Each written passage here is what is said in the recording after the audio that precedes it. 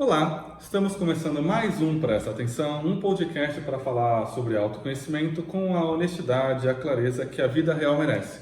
E para esses nossos bate-papos aqui, trazemos os especialistas do Instituto Grande Metamorfose. Então, para você conhecer a gente, eu sou o Bruno, Paula, Wesley. e juntos hoje para falar sobre como ser uma pessoa boa de cama. Para você que está nos acompanhando, então a gente vai falar um pouquinho sobre será que o ser bom de cama está mais relacionado à performance ou será que é curtir o momento? Será que a comunicação influencia nesse bem-estar sexual com o nosso par? Será que muda conforme o relacionamento, ser bom de cama, o tempo de relacionamento, enfim? Vamos conversar junto por aqui e eu gostaria de saber de vocês então, primeiro, gente, ser uma pessoa boa de cama, é só saber o que fazer ou tem mais relação, por exemplo, com uma conexão e intimidade? não sei, eu acho que vem antes disso. Eu acho que tem que contextualizar o que é bom de cama para cada um. Né? Para mim, ser bom de cama certamente é diferente do que é ser bom de cama para o Wesley e para você. E aí, a depender do que é bom para mim, vai ser performático ou não, né? Vai ser fluidez. Acho que precisa estar um passo atrás, que é entender o que é... Primeiro, entender o que é considerado bom e ruim para você. Né? Depois disso, perceber bom e ruim colocado nesse lugar do sexo, do exercício do sexo, né? Considerando a cama do sexo, não estou falando do sono, né? Pode ser. Para mim, por exemplo, já vem essa pauta aí, entende? Se é do sexo, aí como que o sexo entra, o bom e ruim no seu conceito, aí pro sexo, e aí, vamos embora. Tá bom. Cama enquanto sexo, então, você acha que está mais relacionado ao que sabe fazer ou conexão e intimidade? Eu acho que está relacionado com o que você busca satisfazer com relação sexual. O sexo entra naqueles comportamentos que nós temos que parece que é universal. Todo mundo faz pelo mesmo motivo. E não é. Cada um de nós busca uma satisfação específica na relação sexual. E essa satisfação ela pode ser momentânea, né? Momentânea naquele momento da tua vida, ou ela pode ser, ou na verdade tende a ser, a mesma ao longo da vida. Porque nossos padrões, desvia muito pouco. É claro que as relações elas vão se transformando, mas enquanto o que eu busco satisfazer na relação sexual tende a não alterar. O fato é que a gente não para pensar. Por que eu faço relação sexual? O que eu busco satisfazer com essa relação sexual? Porque é a partir disso, então, que eu vou saber identificar não só se o outro é bom de cama, mas também se eu estou fazendo a minha parte para ter a satisfação que eu busco. Porque se é para eu me satisfazer, só existe um responsável por essa satisfação, eu mesmo. Isso, por curiosidade, assim. Então, o ser bom de cama está relacionado ao porquê eu faço sexo. E por que a gente faz sexo? Quais são os motivadores? O que a gente busca nas relações sexuais? Por qual perspectiva você quer saber? Porque, veja, vou pegar aqui a neurociência afetiva, tá? Neurociência afetiva, todo comportamento busca satisfazer uma necessidade. Então, eu preciso, para eu olhar para esse sexo, eu preciso identificar o que eu ganho lá no final, naquela relação sexual, como é que eu me sinto. Eu posso me sentir amado, eu posso me sentir rejeitado, eu posso sentir raiva, eu posso sentir alegre ali, porque foi divertido, e tudo isso muda o porquê eu fiz sexo. Então, eu posso fazer sexo afetado pelo medo, eu posso fazer sexo afetado pela raiva, por esse jogo de dominar o outro, de impor o meu desejo no outro, e da performance também, né? Eu posso fazer o sexo como uma maneira de me conectar a essa pessoa, eu posso fazer sexo para mostrar que eu estou disponível para essa pessoa, eu posso fazer sexo por diversão, eu estou aqui nesse jogo de intimidade, nesse jogo de prazer. Eu posso fazer sexo... Eu falei 5, né? Tá faltando 2 aí. Mas eu posso... Quase que faltou. Cuidado e luta.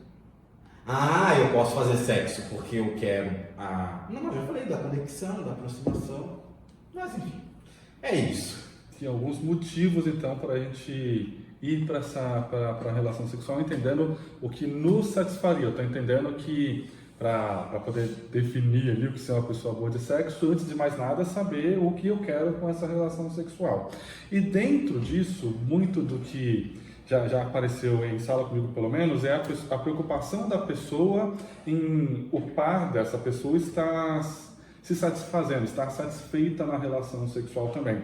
Tem como eu saber se a pessoa que está comigo está satisfeita com a relação sexual ali, sem eu precisar perguntar? Não, né? Não.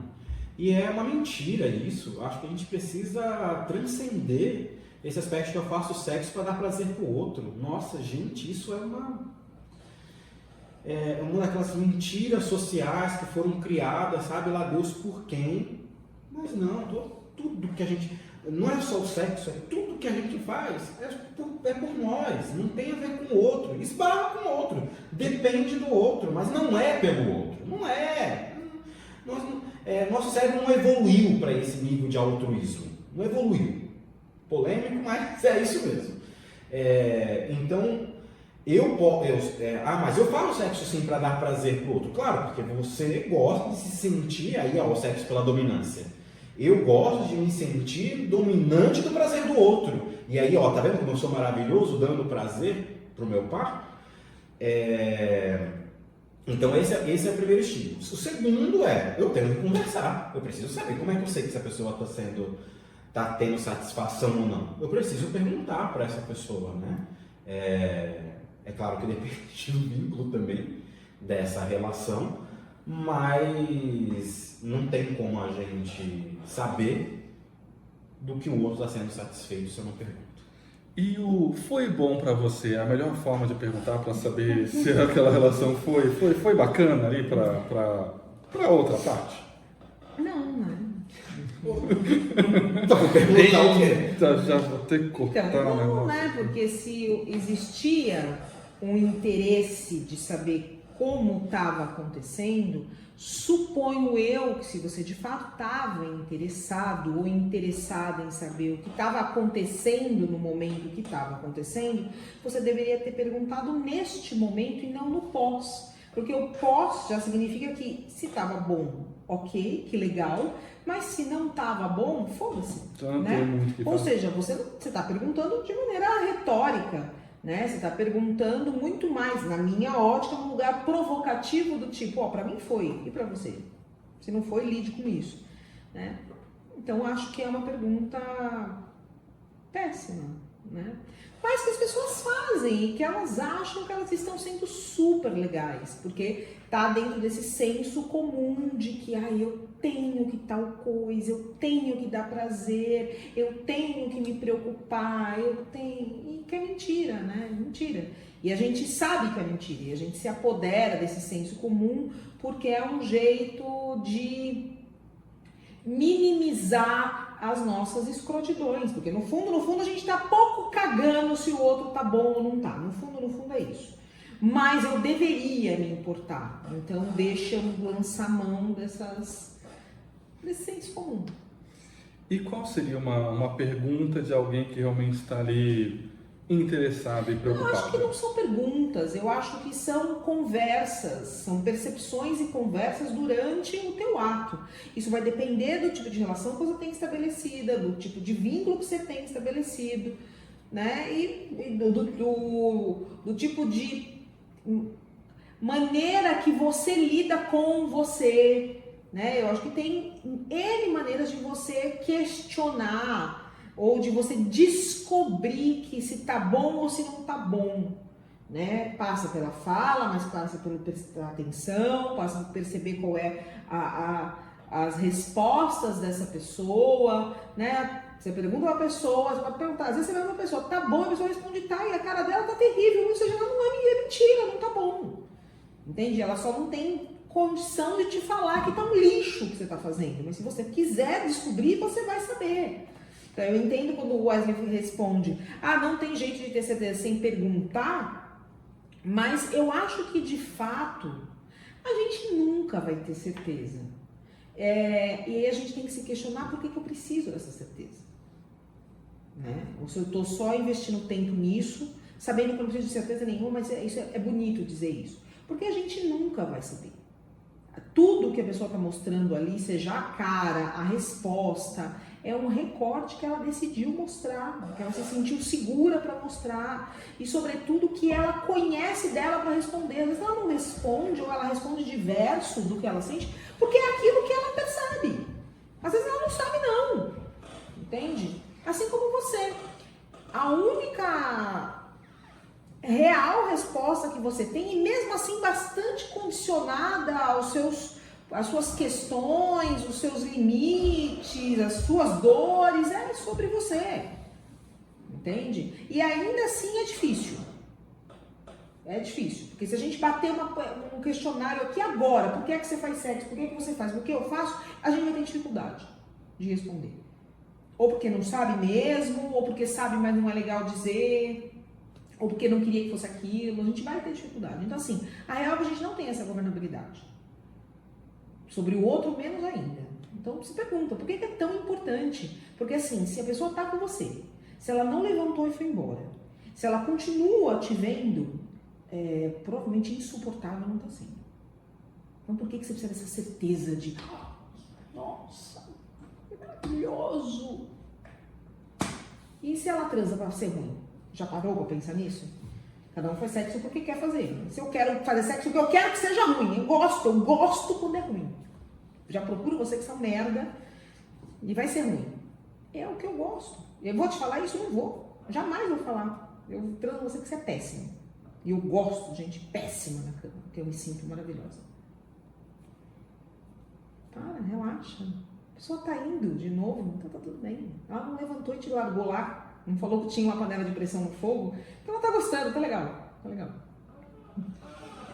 Acabei de cortar 7 perguntas nas 10. Não sobrou mais nada agora. Lógico. Não é criatividade na cama, agora é criatividade pra gerar pergunta nova, tô brincando.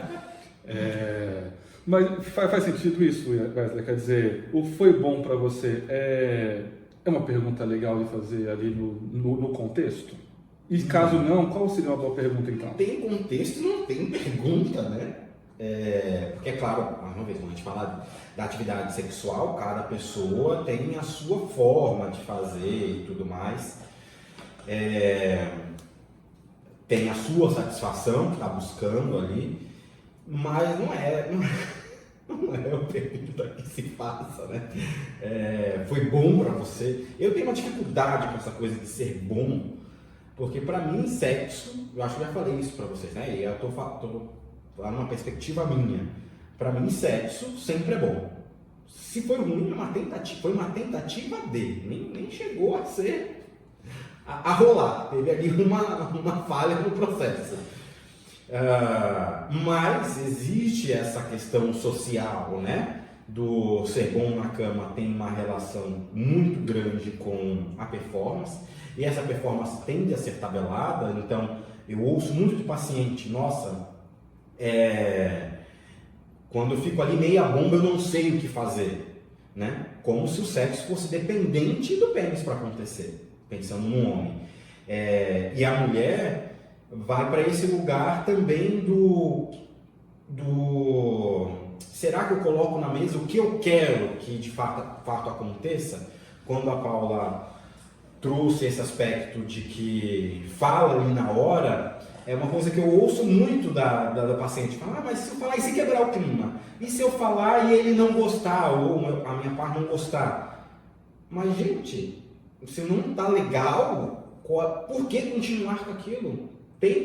Você tá num momento propício para falar ou mostrar, né? Ou melhor ainda, não só a pessoa vai falar, então mostra como faz, mostra o que tá, ajeita.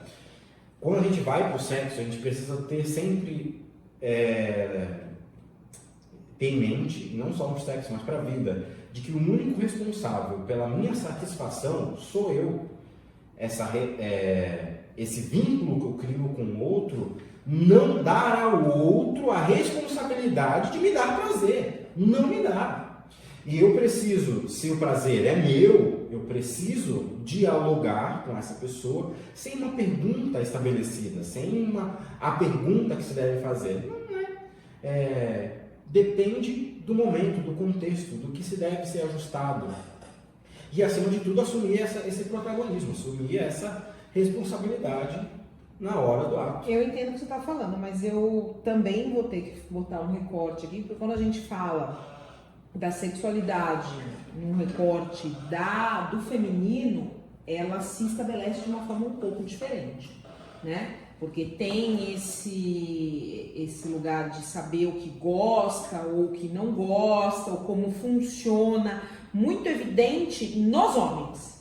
E eu não estou discutindo se sabe de maneira legal, se sabe mesmo, mas há esse lugar de pelo menos saber alguma coisa. Então, acho que os homens esperam menos o proporcionar do prazer através do que a outra pessoa fez. É muito mais neles mesmos, né? Eles sabem o que falar, ou o que fazer, ou o que pedir, ou o que mostrar. E tem muito o lugar visual do homem, né? Ele sabe, de repente ela não tá fazendo daquele jeito que eu gosto, X coisa, mas ela tá com a lingerie que me leva para aquele lugar. Então, e isso é muito do masculino, porque a sexualidade do masculino é muito mais legitimada do que a do feminino. A gente vem de uma cultura onde as mulheres não conhecem os seus corpos, elas não sabem o potencial de prazer, elas não sabem o que fazer com eles, o que fazer, ou o que mostrar, ou o que pedir. Elas não sabem, tá? E sim, há uma crença e houve um ensinamento de que, primeiro, mulher não gosta de sexo. Pelo menos não tanto quanto o homem. Ela tá ali num lugar meio a serviço ou para procriar. Pode gostar? Pode gostar. Mas ele vai gostar mais. O que é uma falácia. Né? Depois você pode até falar sobre isso. É uma falácia, mas a mulher foi ensinada para isso. Ela não gosta, ela tá num lugar de entrega desse sexo. E ela não deve saber como que ela encontra o bom desse sexo. Porque caso ela saiba isso denota que ela foi uma mulher que exercitou este sexo. E a mulher não deveria exercitar esse sexo. Eu tenho 45 anos e eu não fui criada para sair transando e descobrir como era bom. Eu fui criada para arrumar um namorado, se possível não transar com ele antes do casamento, mas se transou, ok, porque também ele quer. E aí também, se ele é um cara, né, você tem que também suprir essa necessidade, casar com ele, e é isso. E cumprir as suas obrigações. Por mais que, sim, na minha geração já era legitimado você cumprir as suas obrigações tendo prazer, tá? E podendo falar quando não quer, mas sabendo que você vai ter que gerenciar que esse cara precisa de sexo. A gente tem gerações agora mais jovens que o sexo é um pouco mais legitimado. Mas sim, eu tenho pacientes na minha sala da minha idade, de mais idade que eu e de menos idade, e é uma única reclamação de não sei como lidar com isso, não sei. E acho sim, em algum lugar, todas as mulheres acreditam, ou grande maioria, todas é muita gente, mas a grande maioria acredita que sim, esse homem que não tem um corpo como o dela, que não tem as mesmas sensações, não tem nem o mesmo funcionamento, este homem vai ser o detentor de uma série de coisas, de ferramental, que vai apresentar este orgasmo, esse bom, esse sexo que vai ser bom.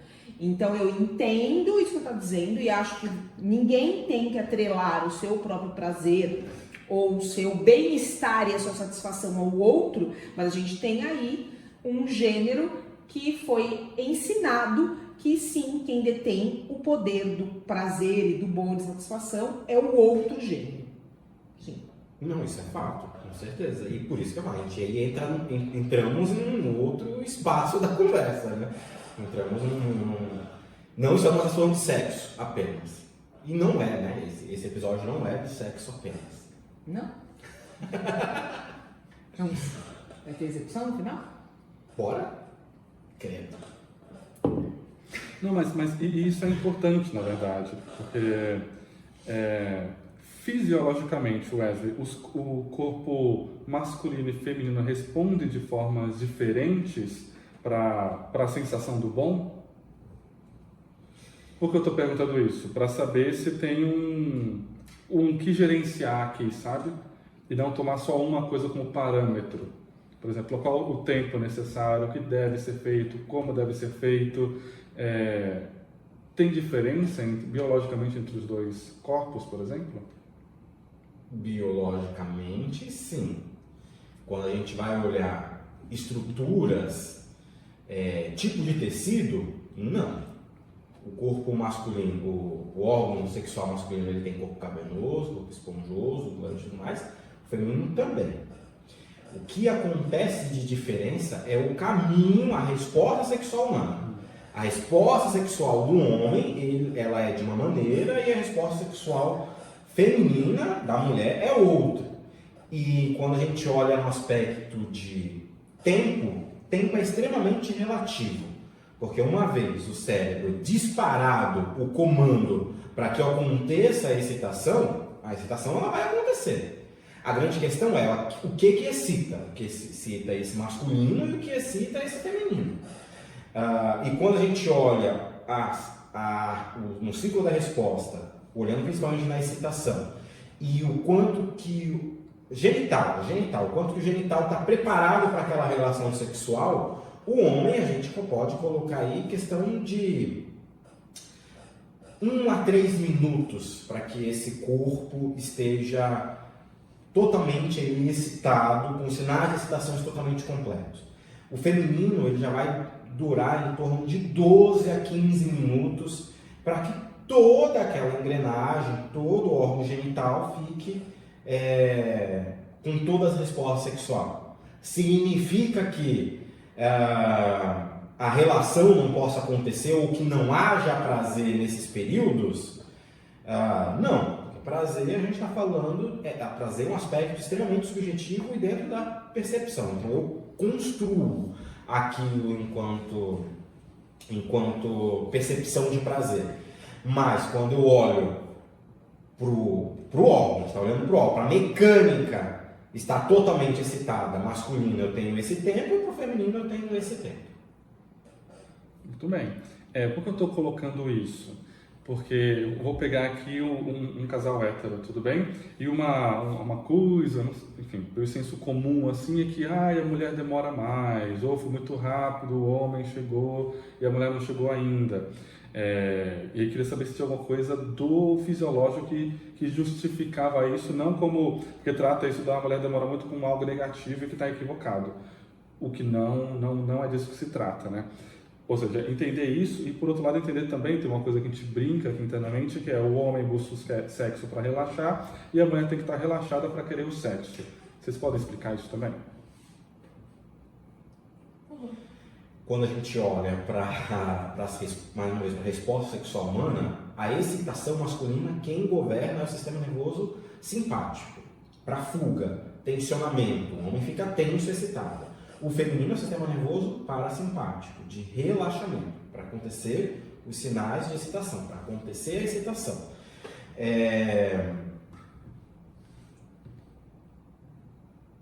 Esqueci a pergunta. Primeiro, a questão dos tempos. E aí, como é que funciona, o que a gente faz, então, já que os tempos são diferentes e funcionam diferente, e que não tem nada de errado nesse sentido.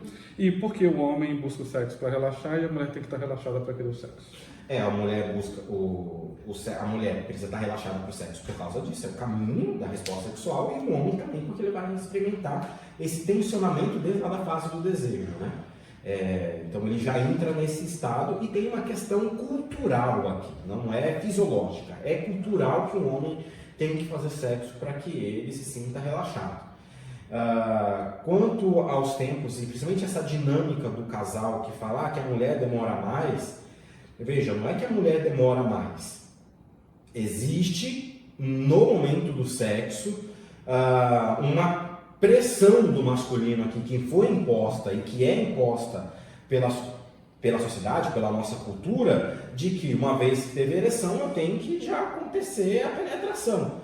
Como eu disse, para que todo o órgão esteja preparado, homem de 1 a 3 minutos e a mulher de 12 a 15 minutos. Então, eu tive o disparo aqui da excitação, o cérebro disparou. No homem eu vou ter esse tempo, na mulher eu vou ter esse tempo. A grande questão é que homens tendem a ficar extremamente afobados e cometem essa violência ao corpo feminino que foi normalizada, porque tudo bem, eu ouço ainda de mulheres até hoje que tudo bem, penetração dói mesmo, quando vou perder a virgindade vai sangrar e vai doer. E é uma mentira, a penetração, veja, seu corpo foi preparado para isso. Não tem que doer em hipótese alguma. Se você não está usando um poste que está entrando um diâmetro absurdo, é um pênis humano, não é para doer. Mas falta educação sexual. E a mulher foi ensinada a tudo bem passar por esse abuso, e não só ser tudo bem, como inclusive sentir prazer nesse abuso. O que eu quero dizer é que essa questão do tempo tem muito mais relação com o aspecto cultural do que com o aspecto de fato fisiológico, com o aspecto de fato do corpo.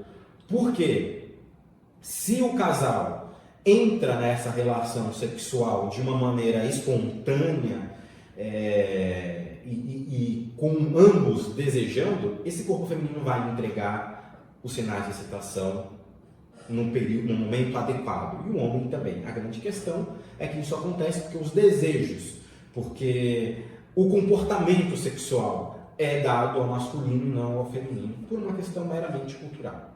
E vale perceber que sim, os tempos de preparação desses corpos são diferentes. E que ter um tempo de preparação de corpos fisiologicamente diferente, diverso um do outro, não faz a mulher ser, então de fato ela demora. Não tem demora.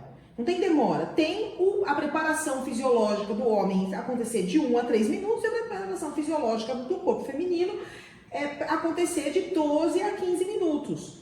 Ponto. Né? E isso vai ter todo um cascatear de tempo de duração, de tempo de performance, né? de reutilização, de continuar, de capacidade de continuar essa relação sexual, que é diferente também do homem para a mulher. Eu acho que o que vale perceber é que existe diferença no tempo de cada corpo se preparar, sim. O que não existe é um demora e o outro tá ok.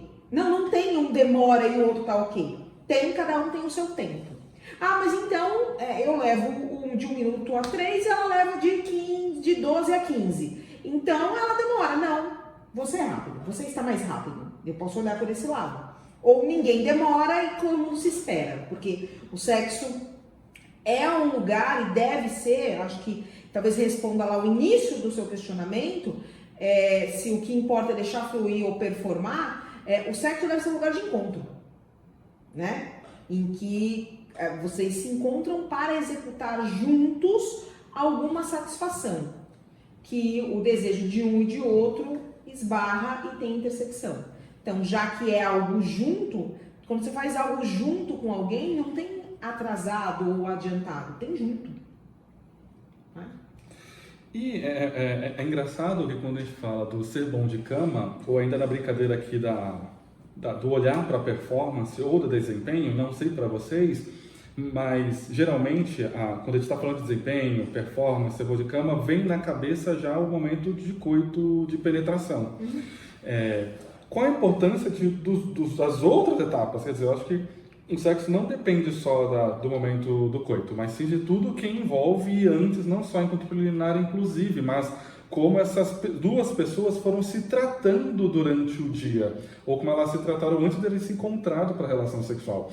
Faz algum sentido isso? Quer dizer, quando a gente fala de ser uma pessoa boa de cama, mais do que falar do momento de coito, mas de toda a relação que veio antes? Ou seja, o que seria um bom desempenho, uma boa performance fora o momento coito?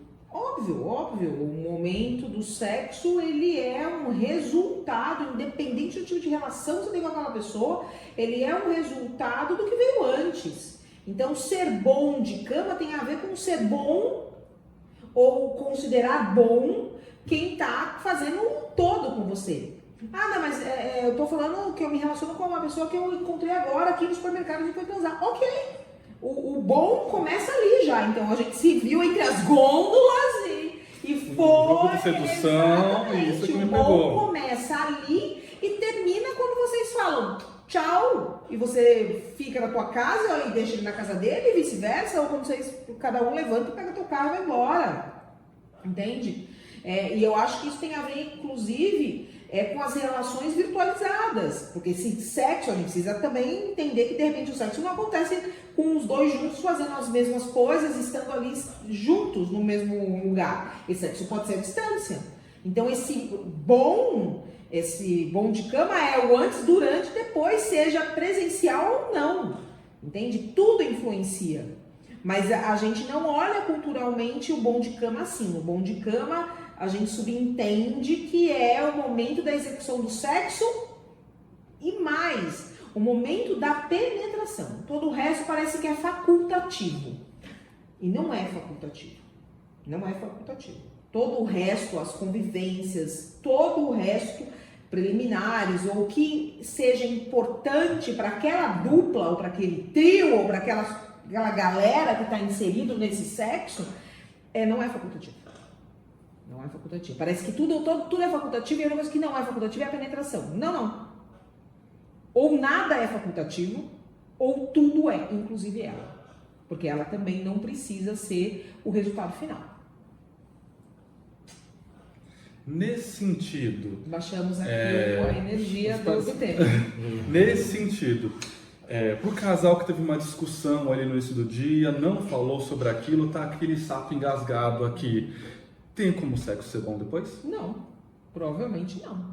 Eu tô dando uma resposta muito direta em relação à minha opinião sobre, mas muito provavelmente não.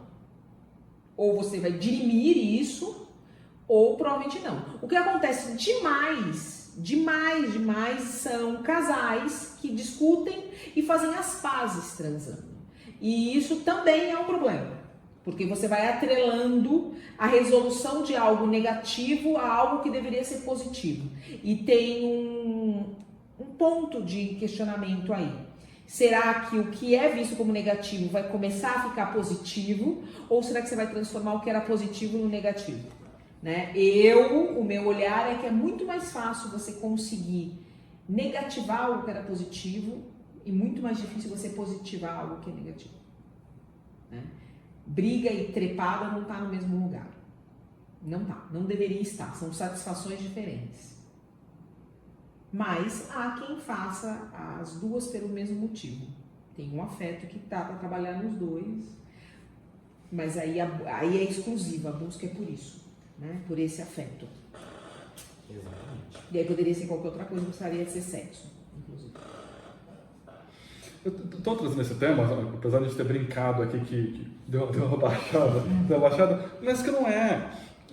Porque a gente está trazendo o que realmente está por trás da questão da qualidade da vida sexual, do bem-estar sexual, daquilo que a gente não fala. Porque o que é mais falado está muito mais dentro das fantasias, de uma execução, do criativo. E eu entendo a importância disso, não estou diminuindo a importância da fantasia, do desempenho na hora da penetração mesmo, das posições e tal. Mas a gente está tentando trazer aqui uma questão de vida. Quando a gente fala de qualidade da vida sexual, a gente está falando de um contínuo dessa relação e do como é que funciona o sexo para você. Mesmo numa relação que você tem há muito tempo, mas mesmo nas relações casuais. Porque caso não fosse se só a questão aqui da performance do coito fosse suficiente, a gente não teria as dores e a vontade de encontrar uma outra satisfação. E pode ser nela, inclusive, mas a consciência faz diferença nesse sentido. E eu trouxe a pergunta ali sobre, tudo que vem antes do coito tem importância? Ou seja, também a gente pode entender como, ó, sou uma pessoa boa de cama porque, nossa, de manhã falei assim, quando chegamos junto depois do trabalho, eu perguntei como é que a pessoa estava, dei ouvidos para o que ela estava falando, dividi essas responsabilidades da casa ali, tudo isso vai criando conexão e dando tesão e interesse mesmo no outro. Ou, se ela não fazer isso, não tem logo como é que fica esse sexo. E por quê? E voltando lá e que cai de novo naquilo do homem busca o sexo, por exemplo, para relaxar, e a mulher tem que estar relaxada para o sexo, entra na questão da tensão, por exemplo, eu tive um dia cheio quanto o homem, ao final eu busco o sexo para dar uma baixada nessa tensão. Enquanto o feminino, faz sentido quando as pessoas falam por ali que ela vai se excitando ou entra muito mais pelo sexo ou no gozo pelo ouvido, quer dizer, eu tenho que estar relaxada para entrar na relação sexual, ou seja, o quanto que eu te ouvi, te dei atenção e assim por diante para você estar mais relaxada para querer o sexo? Eu acho que o Wesley pode responder daqui a pouco que o homem é visual e a mulher é mais auditiva. Acho que isso responderia o que você está perguntando. Mas eu acho que isso tem muito a ver com o que cada um tem encontro de satisfação, né? Mas, sim, aí eu não acho que é porque a mulher foi ouvida, então ela é mais auditiva ali. Ela se sentiu percebida, né? Ela precisava de uma coisa X, você ouviu o que ela precisava, entregou, ela se sentiu contemplada, né? Ela teve uma satisfação satisfeita, logo ela também acredita que vale tentar as outras, né? Eu acho que uma coisa importante é entender o que dá tesão em cada um, né? Pra mim dá muito tesão você fazer o que tem que ser feito, né? Limpou um chão, arrumou uma cama, medicou um gato, né? Resolveu as coisas, vai estar mais dentro de uma possibilidade de, olha, acho que vale a pena aí, hein? Mas tem quem gosta também de ser seduzida, né? De ser ali,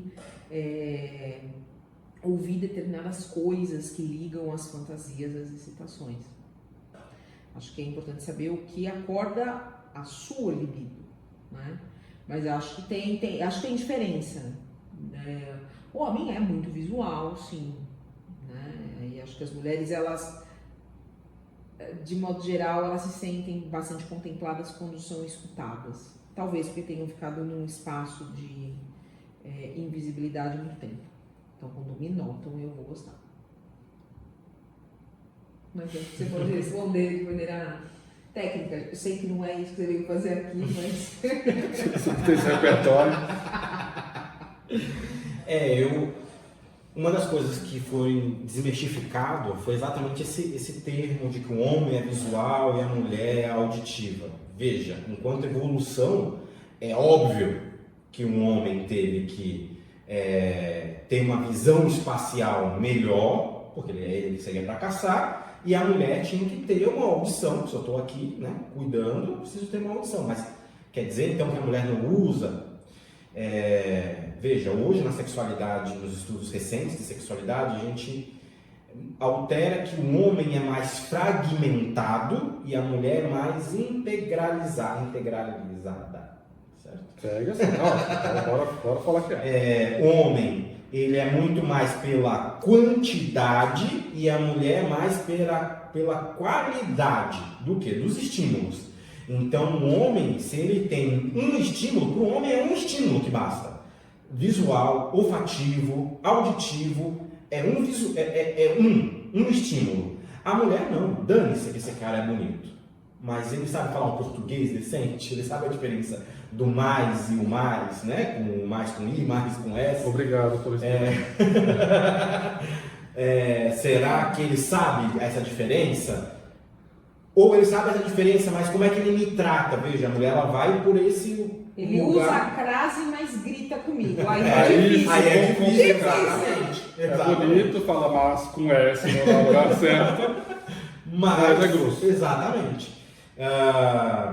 E isso isso tem relação exclusivamente com os hormônios sexuais. Então, quando a gente olha para o hormônio masculino, é a testosterona. A mulher, principalmente estrogênio e testosterona, né? Progesterona também tem, mas enfim, esses dois são mais determinantes. Então, quando a gente olha essa globalização do desejo feminino, ele é diferente, ele se configura diferente do masculino. Mas não é porque o homem ele é auditivo, não, ele é visual. É porque ele é fragmentado. Ele precisa de um determinado estímulo. E aí, é claro, hoje a gente sabe que os nossos desejos estão em transformação. A sociedade mudou, né? Ao passo que nós estamos tendo esse espaço aqui de falar de sexualidade de uma forma tão abrangente e sincera, né? Então a sociedade já lida com a sexualidade de uma maneira diferente. Então esse homem também não está restrito mais ao visual, porque também foi educado a ter esse visual, mas ainda assim é fragmentado. Se o homem gosta do olfato, é o olfato que vai pegar ele. Se ele gosta do auditivo, é o auditivo que vai pegar ele. Agora a mulher não importa, a mulher ela sempre vai ser esse conjunto, esse contexto, essa integralidade dos estímulos. Sim, tem que limpar uma casa, escovar um dente, tomar um banho, falar um português decente, pagar uma conta, fazer uma comida, são várias coisas, entende? É o mínimo, gente, é o mínimo. É o mínimo. É o mínimo. Mas é verdade, eu levanto a bandeira que a gente toma como mínimo muito pouco. O mínimo é isso, a pessoa ela tem que suprir algumas necessidades, pelo amor do Cristo Deus. Se você gosta de outro Deus, pode botar outro nome aí, não tem problema. Isso só por curiosidade, assim, ser uma pessoa boa de cama muda com o tempo, isso tanto tempo de relacionamento, mas com tempo de certeza, vida. obviamente. Quando você tem 18 anos, o bom não olha pra mim com essa cara. 18 anos, a necessidade é uma. Você tem 75, é outra. Né? Eu tô no meio do caminho aqui, entendeu? Eu tô no meio do caminho. Gente, existem coisas que pra mim eu considero bom de cama, que obviamente aos 18 não era, né? Eu nem cogitava aquilo. E eu tenho certeza que aos 75 serão outras coisas. E eu ouso dizer que vai ficando mais simples, enquanto essa elaboração desse sexo idealizado, performático que a gente tem na cabeça, principalmente aqui no Ocidente, né? Vai ficando mais simples. Eu acho que isso não é só no sexo. O bom vai ficando mais simples com a maturidade. A maturidade simplifica, sabe, porque não tem mais tempo, gente. Você não tem mais tempo para ficar naquilo. Pelo amor de Deus. Estou perguntando porque sabe quanto tempo vai passando, aquela coisa que... Sabe como não ter sexo, casa-se, né? Aquela brincadeira que sabe, quanto mais tempo vai tendo, parece que vai piorando a relação sexual. Por outro lado, a relação sexual podia ser, gente, como vinho, sabe? Quanto mais tempo vai ficando melhor. Então, eu não acho não quer ter sexo, case-se. Eu acho que um casamento longevo, ele passa por relações sexuais, talvez em menor quantidade, mas numa qualidade infinitamente maior. E aí, quando uma relação sexual tem uma qualidade muito maior, ela não precisa acontecer tantas vezes. E isso é da maturidade. É como quando você tinha 15 anos, você queria comer 5 hambúrgueres. De qual? De R$1. Hoje, aos 45, você não vai comer 5 hambúrgueres. Você precisa comer uma vez a cada 15 dias, uma vez por mês, de uma qualidade boa. Isso aplica-se à roupa, à comida, à companhia, ao sexo, às amizades, ao trabalho, a tudo. Estou trazendo isso porque estou falando quanto tempo, sabe aquela pessoa que está lá nos 70 e tantos e percebeu que não está rolando sexo como era lá no início e a pessoa fica tentando retornar à relação sexual que tinha uns 20 anos. O que você aos 70 anos faz igual lá no início? Nada. Você tem 70 anos hoje, desculpa, você pode estar maravilhoso, talvez você esteja muito melhor do que eu, mas você não faz nada igual você fazia no início, seja no início do casamento ou no início da vida. Nada. Porque o sexo você faria igual. Pense sobre isso. E aí, Wesley? Maturidade, acabou. Sim, mas explica, pelo amor de Deus, Mas só a pessoa- uma palavra assim, oxe. Que isso? Não, uma pessoa que... Sem paciência. Você que joga no Google, maturidade, eu depois sozinho? Sim, que seja autônomo. Isso aqui para explicar as coisas. Eu trabalho bastante isso exatamente com os homens, né? De 45, 50 anos que começa a surgir o que ele acha que é uma disfunção sexual. Ele acha. Por quê? Porque o corpo dele já não responde quando ele tem 18. E daí, mas exatamente isso. Mas, meu amigo, vamos entender que você... vamos entender que você... para de ser moleque! É isso! Para de ser moleque! Você é um homem de 45 anos, o seu corpo vai reagir como de um homem de 45 anos. Pronto, acabou. Agora você precisa fazer outras coisas para ter para ter a satisfação. A mesma satisfação não vai ter. Porque o que você buscava satisfazer com 18 anos precisa ser diferente do que você busca satisfazer aos 45. E aí vale perceber que se é a mesma, o problema não está na performance sexual. Tá mental. É mental. Tá nesse descobrir, né? Desse Sim, soltar, dessa imaturidade. Porque não tem como você chegar aos 45, 50 querendo o que você queria ainda com 18. Ah, mas eu ainda não satisfiz. Então temos problemas aí, você precisa vir para terapia, porque se não satisfez é uma questão, e aí tem que encontrar isso, mas se já satisfez, o que aconteceu que você precisava regredir todo dia? Você precisa voltar lá para os 18, porque não é para ser. Com 18 anos você tem que querer uma coisa, com 45 você tem que querer outra, e com 75 outra. E reconhecer que sim, com a idade o nosso corpo muda, o funcionamento dele é de outra forma, seja por conta de questões hormonais, físicas, biológicas ou momentos de menopausa para o corpo feminino, o que não significa que a gente não vai ter mais vontade sexual ou que não há satisfação na relação sexual. Mas o que acontece há espaço de ressignificação. A gente não o faz mais da maneira que fazia antes, mas é possível ser feito de outra maneira. Ah, mas como? Então, aí, temos um cartãozinho. Faça um trabalho de desenvolvimento para entender e se conhecer e conhecer o próprio corpo para saber como é que essa vida sexual pode se formar nesse outro momento de vida. E para essa pessoa que está em casa e que chegou agora no momento dica aqui do nosso podcast, que quer ser uma pessoa boa de cama, por onde, gente, ela pode começar? Compre uma cama, vem cá.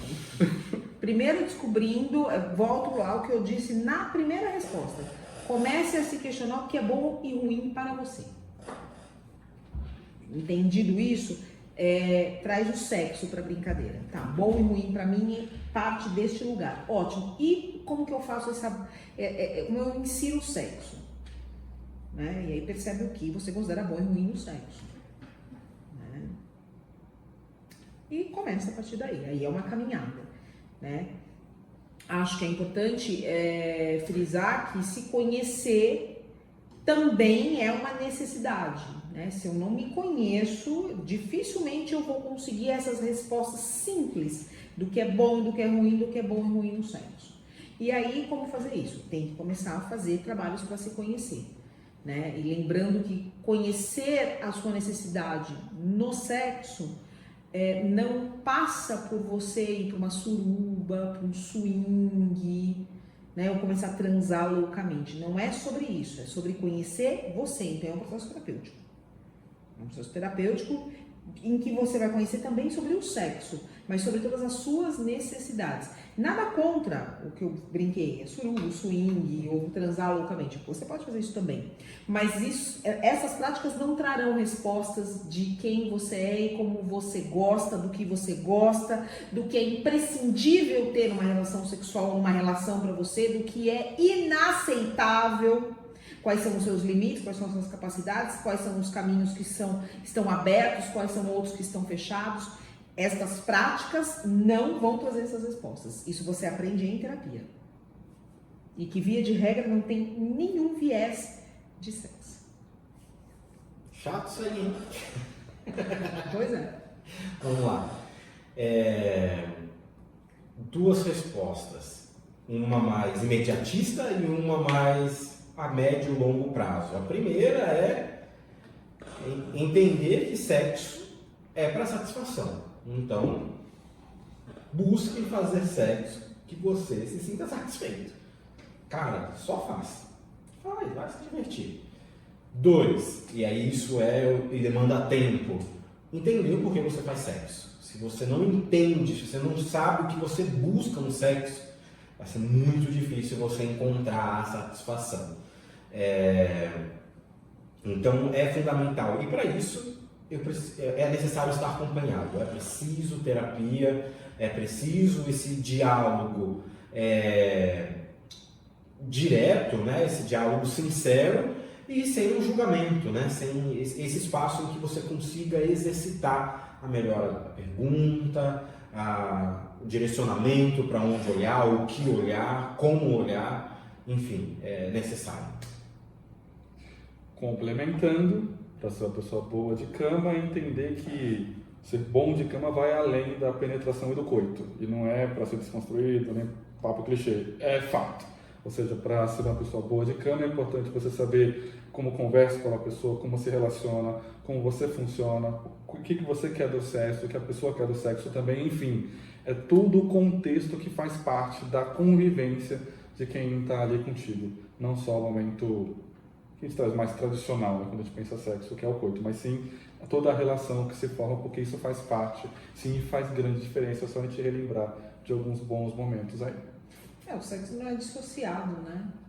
Ser bom de cama passa por ser uma boa pessoa, né? Então tá tudo junto. Eu não tô falando de uma pessoa boa. Sim, de uma boa pessoa, né? Claro. Então não tá dissociado. Né? Muito bem. Obrigado, pessoal, por mais esse bate-papo, mais esse presta atenção. Para você que nos acompanhou, espero que tenha curtido o conteúdo até aqui. Comenta aqui as suas questões, suas dúvidas, o que você mais gostou, aquilo que, enfim, pegou para você também, para a gente saber. Se tiver mais temas para a gente trocar ideia, compartilha com a gente. E espero encontrar vocês em novos Presta Atenção. Muito obrigado, até a próxima. Tchau, tchau.